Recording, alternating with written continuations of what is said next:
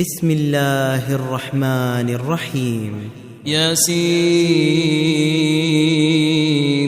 والقرآن الحكيم إنك لمن المرسلين على صراط مستقيم تنزيل العزيز الرحيم لتنذر قوما ما أنذر آباؤهم فهم غافلون لقد حق القول على أكثرهم فهم لا يؤمنون إنا جعلنا في أعناقهم أغلالا فهي إلى الأذقان فهم مقمحون وجعلنا من بين أيديهم سدا ومن خلفهم سدا